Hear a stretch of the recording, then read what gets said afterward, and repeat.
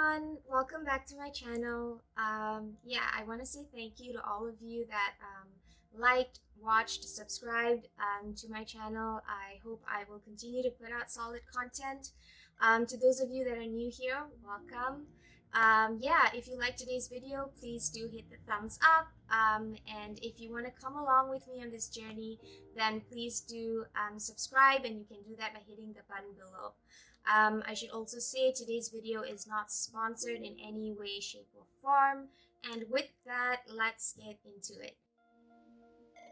So today I was kind of thinking about what's relevant in terms of sharing, putting out like my first, my first sharing type content video. And I wanted to do something that actually was important to me, something that I'm passionate about. And then it hit me. One of the things that I've been really prioritizing in my life over the last year especially has been the practice of mindfulness. So full disclosure, I'm someone that I live with anxiety, and if you're also someone that lives with anxiety, or you are aware of anxiety, the symptoms of anxiety, that can manifest in a lot of different ways, whether that's pacing, whether that's the inability to finish or leave work when you're supposed to, whether that's the inability to fall asleep, insomnia. So anxiety can manifest in a lot of different ways, and I experience a lot of those symptoms from time to time. So one of the things that I have found that has been essential, vital to my, to my ability to kind of function on a day-to-day, and not just function but thrive on a day-to-day, is cultivating the practice of mindfulness in my own life. So I wanted this video to be very much entry level, very much low barrier in terms of this practice. And so I'm going to talk about some of the small immediate things within your control that are simple, accessible, affordable, that you can do just to kind of open that door and start that ball rolling and try it and start, because mindfulness essentially to me, it is a culture. You're building that culture in your life. To just kind of do that. So I'm going to share 4 key tips that I have tried, used, tested for quite a while now in my own life, and I have found to be very useful. So the first key tip that I have, that I'm using is practicing meditation. Now, I know meditation, the word meditation in itself can feel very daunting, overwhelming, but I do want to say that you can start meditating and start with small baby steps. So my first step was to start with just 10 minutes a day, preferably in your mornings. You wake up, you just set aside 10 minutes, and you just meditate on being mindful. So focusing on your breath is a good way, focusing on just your body, the feelings of your body, whether it's tense shoulders, whether it's stiff legs, whatever. There's a lot of different ways to go about it, and that's why I personally would recommend guided meditation sessions. So I'm using this app called Liberate. It's an awesome app and I love it. There's just so many themes to choose from, whether it's like self-worth, to mindfulness, to being in nature, etc.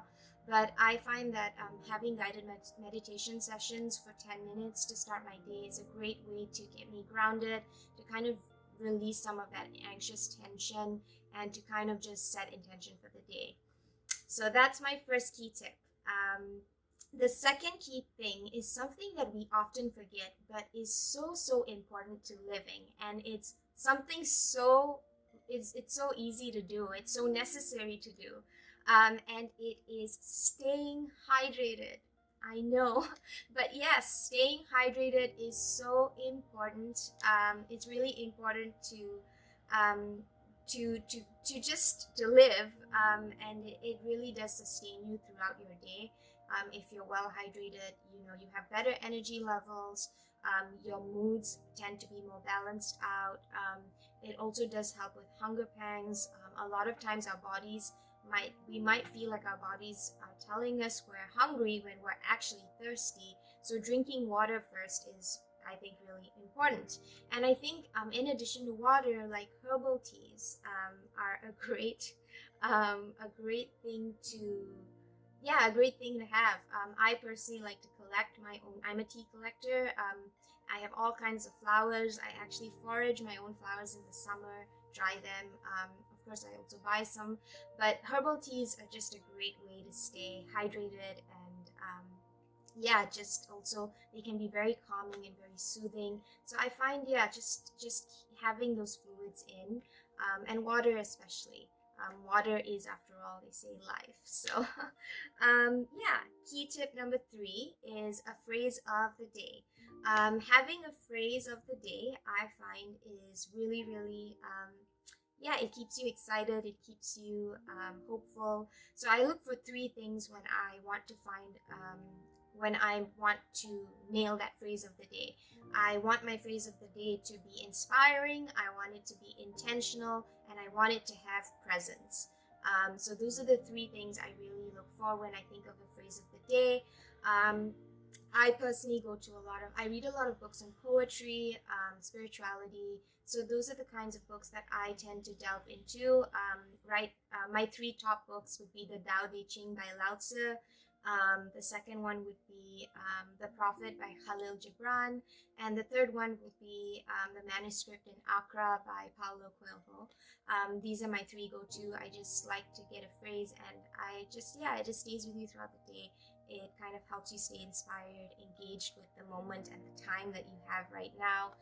And yeah, it just kind of delves a little bit deeper into the reason we're here, why do we exist, and it just gives you a lot of meaning. I think human beings crave meaning, and yeah, just feeling like we have meaning is so important, at least to me anyways.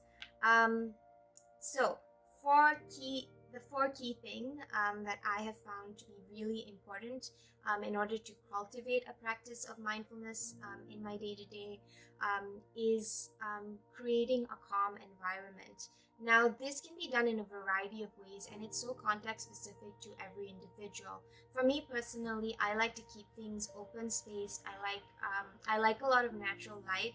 I find that it helps with my mental health, and just really, yeah, helps me kind of stay peaceful and calm, relatively. And yeah, like I said, you can do that in a variety of ways, whether it's, like I said, opening up your space, keeping clutter to a minimal, or just maybe you like candles, you like scents. So I oftentimes use a lot of essential oils in my diffuser, and I love lemongrass is my particularly favorite scent, and I just like the feeling that it gives me. If you do use candles, though, it is always best to use candles made by beeswax. That is the most environmentally friendly type of candles to use. It's clean burning. But yeah, so whatever works for you, but yeah, a couple of, I guess, key things in that is try to invite nature into your home. The presence of nature into your home, I think, really helps with that. And like I said, if, I like natural light, but if you don't have access to natural light in your living area, then maybe that's just setting up your desktop background or your TV background to have the picture of the ocean or a forest, whatever it is. Just doing things that help create that, I think, is important. So yeah, those are my 4 key tips. 4 key tips that I think help cultivate the culture of mindfulness into your life, your day-to-day. Like I said, I find that these are accessible, simple, easy, and as you continue practicing, you're going to incorporate these different aspects into your life more and more, and even other things, other tools and resources you find to start really building a home that is mindful. So I'll leave it there for today. I look forward to seeing you in my next video. And yeah, wish you all well. Take care.